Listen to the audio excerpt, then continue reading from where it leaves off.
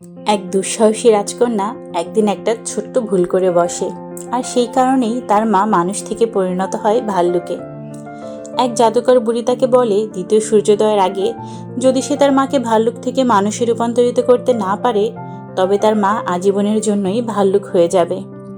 মেয়েটি কি তার বুদ্ধি আর সাহসের জোরে এই অসম্ভবকে সম্ভব করতে পারবে? জানতে হলে একদম স্কিপ না করে দেখতে হবে সম্পূর্ণ ভিডিওটি। আজ যে মুভির গল্পটা তোমাদেরকে এক্সপ্লেইন করে শোনাবো তার নাম ব্রেভ। তাহলে চলো আর সময় নষ্ট না করে গল্প শুরু করি। মুভির শুরুতেই আমরা দেখতে পাই একটা ছোট্ট মেয়ে তার মায়ের সাথেই লুকোচুরি খেলছে। মেয়েটির নাম মেরিডা। সে ডানব্রুজ বংশের প্রথম রাজকন্যা। তার মা কুইন এলিনর আর বাবা কিং ফেরগাস। আজ মেরিডার জন্মদিন। মেয়েরা যখন তার মায়ের সাথে খেলায় ব্যস্ত, ঠিক তখনই তার বাবা সেখানে আসে আর হাত থেকে ধনুকটি খাবার টেবিলে রাখে। তখন তার মা তার বাবাকে বলে খাবার টেবিলে কোনো অস্ত্র রাখা যাবে না, কিন্তু ছোট্ট মেয়েরা ততক্ষণই তীর ধনুক চালানোর বায়না ধরে।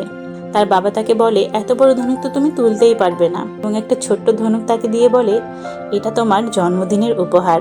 এরপর তার বাবা তাকে তীর ধনুক চালানো শেখাতে থাকে। হঠাৎ করে একটা তীর বনের ভিতরে চলে যায়, আর তার মা তাকে তীরটা খুঁজে আনতে বলে। মেয়েটা বনের ভিতরে তীর খুঁজতে গেলে তার মা তার বাবাকে বলে, মেয়েদের তীর ধনুক চালানো একদমই উচিত নয়। এদিকে মেয়েটা তো বনের ভিতরে গিয়ে তার তীরটা খুঁজে পায়, আর হঠাৎ করে এক অদ্ভুত নীল রঙের আলো দেখতে পায়। এমন সময় তার মা তাকে ডাকতে থাকে। মেয়েটা মায়ের কাছে ফিরে সে নীল রঙের আলোর কথাটা বলে। তার মা তখন তাকে বলে, এই অদ্ভুত নীল আলো নাকি মানুষকে তার ভাগ্যের কাছে নিয়ে যায়। এই কথা শুনে তার বাবা ভীষণ হাসাহাসি করে। মেয়েটার মা এসব শুনে বেশ বিরক্ত হয়ে বলে, তোমার বাবা যে কেন ম্যাজিকে বিশ্বাস করে না কে জানে। মেয়েটা বলে, ম্যাজিক তো সত্যি হয় মা, বাবার অবশ্যই বিশ্বাস করা উচিত। এরপর তারা তাদের প্রাসাদে ফিরে যাওয়ার প্রস্তুতি নিতে থাকে, আর হঠাৎ করেই সেখানে চলে আসে এক বিশাল ভাল্লুক।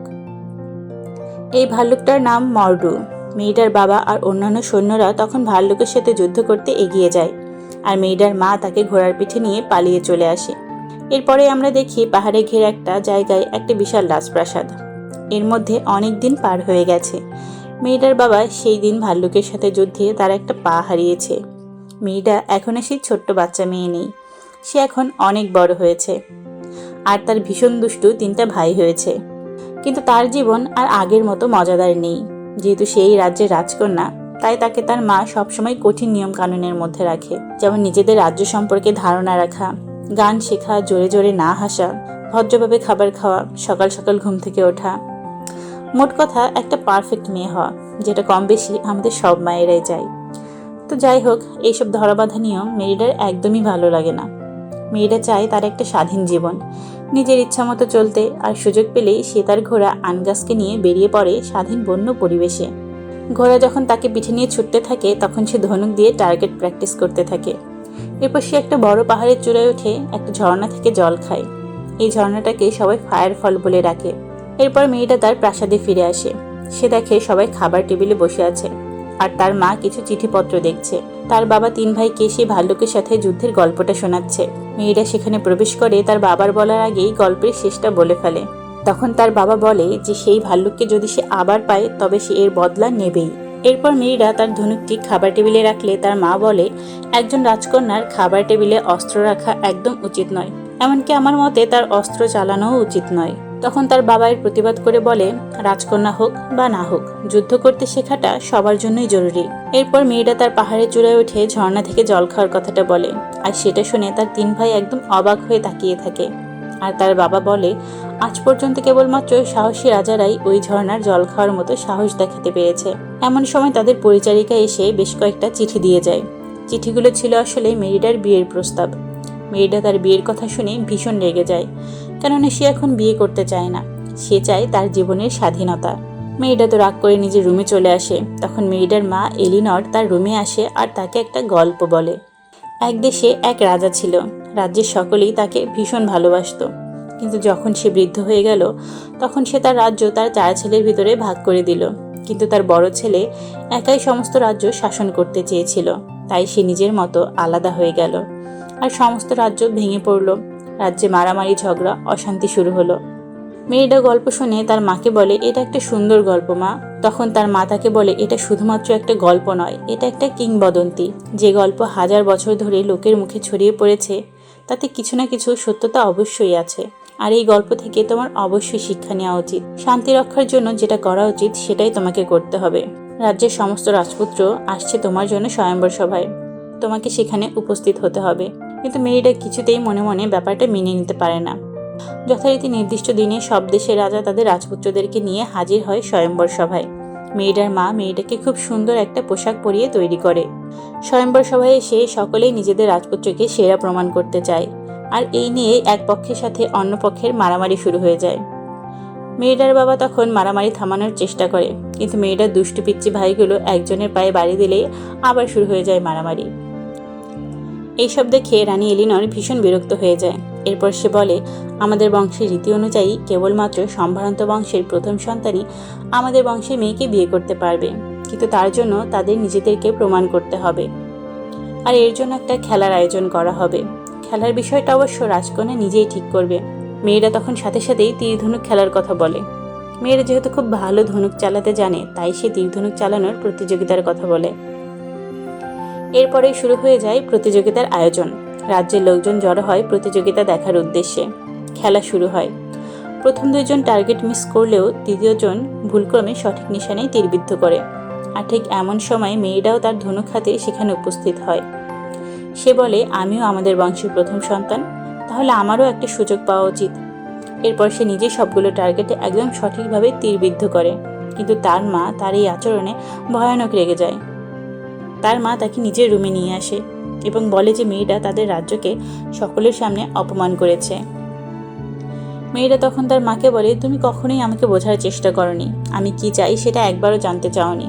মেয়েটার মা বলে, তুমি একদম বাচ্চাদের মতো আচরণ করছো। আর মেয়েটাও দুঃখ পেয়ে বলে, তুমিও আমার সঙ্গে পশুর মতো আচরণ করছো।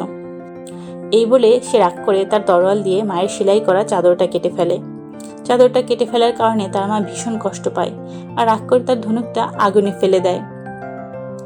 মেয়েটা তখন কান্না করতে করতে ঘর থেকে বেরিয়ে যায়। আর তার মাও ধনুকটা আগুনে ফেলে দেওয়ার জন্য কষ্ট পায়। আসলে মানুষ অনেক সময় রাগের মাথায় অনেক কিছুই করে বসে, যেটা সে আসলে কখনোই করতে চায় না, এবং পরে এর জন্য নিজেই কষ্ট পায়। এদিকে মেয়েটা তো রাগ করে ঘোড়া ছুটে চলে আসে জঙ্গলে।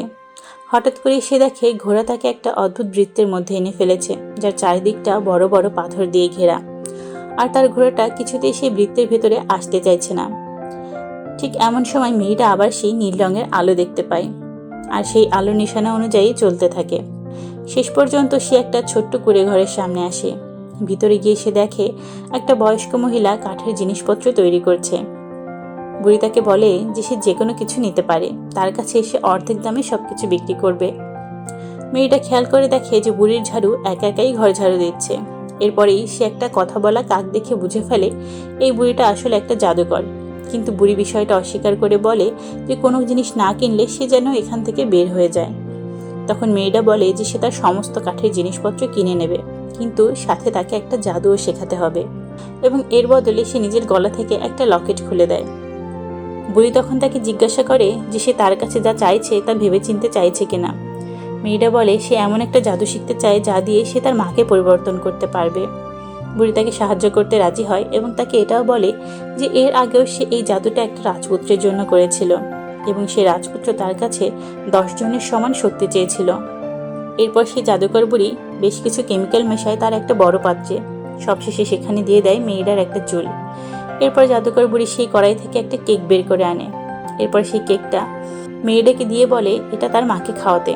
কিন্তু বুড়িটা এই জাদুটা সম্পর্কে একটা তথ্য দিতে ভুলে যায়, আর মেয়েটাও পিছনে ফিরে দেখে সেই কুঁড়ে ঘরটা গায়েব হয়ে গেছে। বাড়ি ফিরে মেয়েটা দেখে যে তার বাবা বাকি সব রাজাদের সাথে সেই ভালুকটাকে শিকার করার প্ল্যান করছে। সে চুপি চুপি বাড়িতে ফিরে আসে আর তার মাকে সেই কেকটা খেতে দিয়ে বলে যে সে নিজে হাতে এটা তার মায়ের জন্য তৈরি করেছে। তার মা খুশি মনে কেক থেকে কিছুটা অংশ খায়। মেয়েটা কেকের ব্যাপারে জানতে চাইলে তার মা বলে এটার স্বাদ কেমন যেন অদ্ভুত, টক টক। মেয়েটা তখন তার মাকে জিজ্ঞাসা করে যে সে তার বিয়ের ব্যাপারে মত পরিবর্তন করেছে কিনা। কিন্তু হঠাৎ করেই তার মায়ের শরীর খারাপ হতে শুরু করে। মেয়েটা তখন তার মাকে তার রুমে নিয়ে আসে। তার মা জানতে চায় যে কেকের মধ্যে এমন কী ছিল যে খাওয়ার সাথে সাথেই আমার শরীর খারাপ হতে শুরু করেছে। এরপরে হঠাৎ করে সে তার বিছানা থেকে পড়ে যায়, আর মেয়েরা খেয়াল করে যে তার মা একটা বড় ভাল্লুকে পরিণত হয়েছে। মেয়েরা ভীষণ ভয় পেয়ে যায়, আর তার মাও নিজেকে আয়নায় দেখে চিনতে পারে না। তখন মেয়েরা নিজের ভুল বুঝতে পারে। সে বলে এসব ওই জাদুকর বুড়ির কাজ। সে চেয়েছিল তার মায়ের মন পরিবর্তন করতে, কিন্তু ভুল করে সে বুড়ির কাছে এমন জাদু চেয়েছে যেটা তার মাকে পরিবর্তন করবে। এখন তারই ভুলে তার মা মানুষ থেকে ভাল্লুকে পরিণত হয়েছে। এদিকে তার বাবা ভাল্লুকের শব্দ শুনে ফেলে। সবাইকে সাথে নিয়ে সে ভাল্লুকটা শিকার করার জন্য রাজপ্রাসাদের ভিতরে প্রবেশ করতে থাকে। মেয়েরা তার মাকে সেই জাদুকর বুড়ির বাড়িতে নিয়ে যেতে চায়, আর ঠিক তখনই তাদের সেই কাজের মহিলা ভাল্লুকটাকে দেখে ভয় পেয়ে চিৎকার করে পালিয়ে যায়। পালানোর সময় তার সঙ্গে মেয়েটার বাবার দেখা হয়, আর সে তার মুখে ভাল্লুক দেখার কথা শুনে ফেলে। তারা সমস্ত রাজপ্রাসাদ তন্ন তন্ন করে ভাল্লুক খুঁজতে থাকে।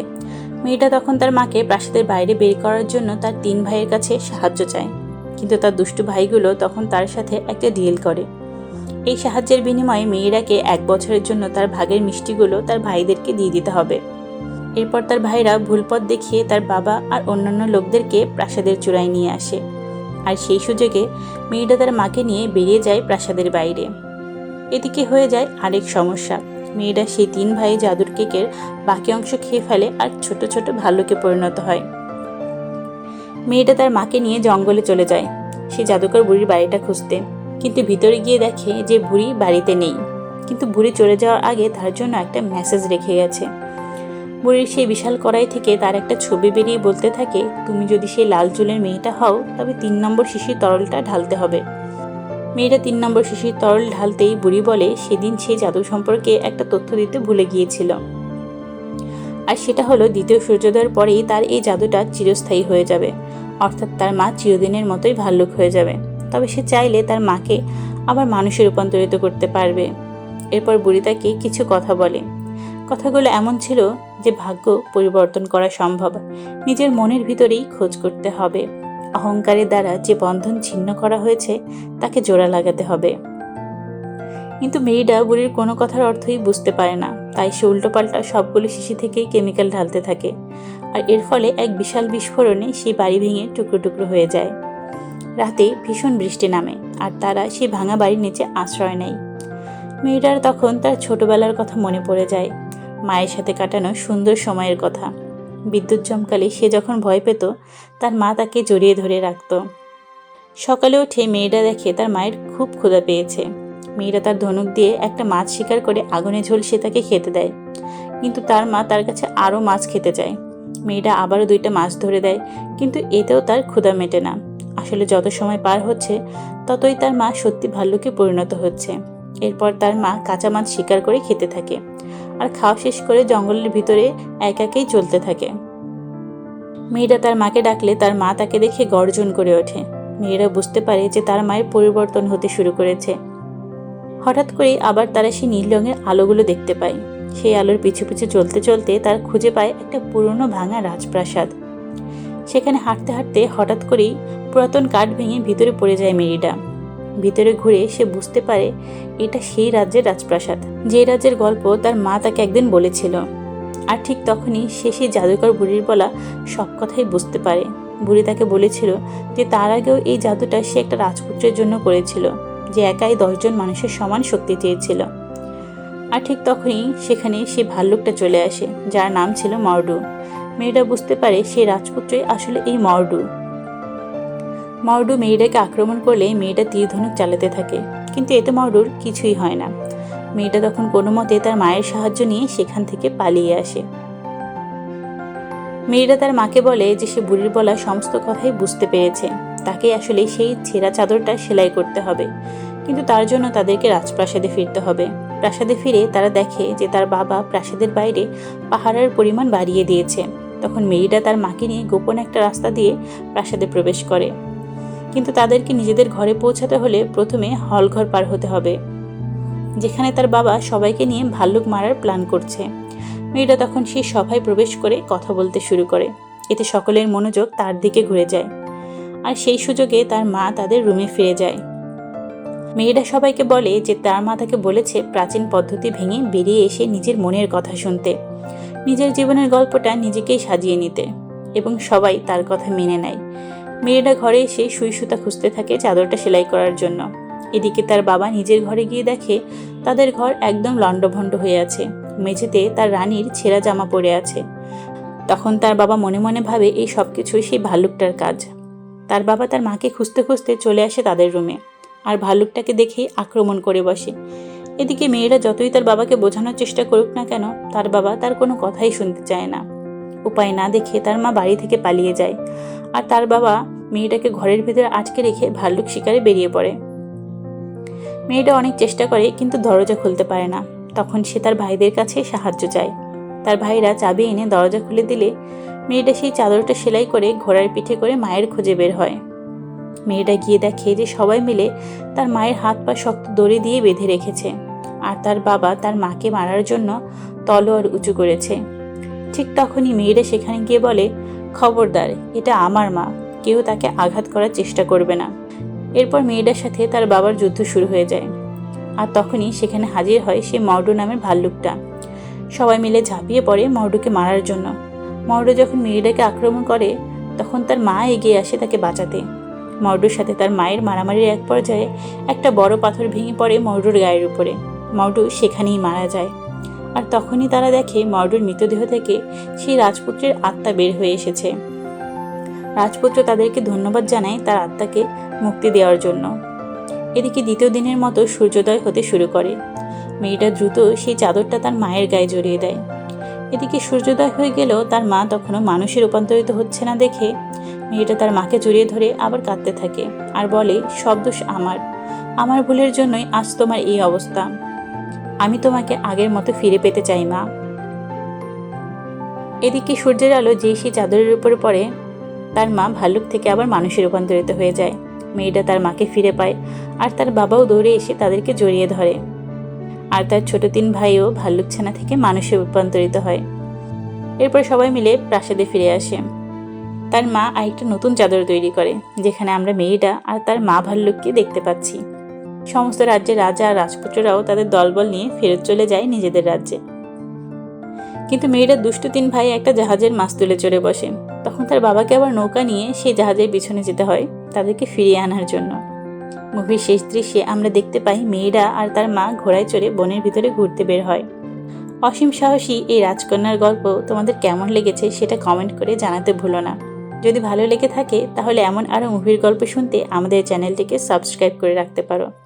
আজকের ভিডিও এখানেই শেষ করছি। খুব শীঘ্রই চলে আসবো নতুন কোনো মুভির গল্প নিয়ে। ততক্ষণ পর্যন্ত তোমরা ভালো থেকো, সাবধানে থেকো।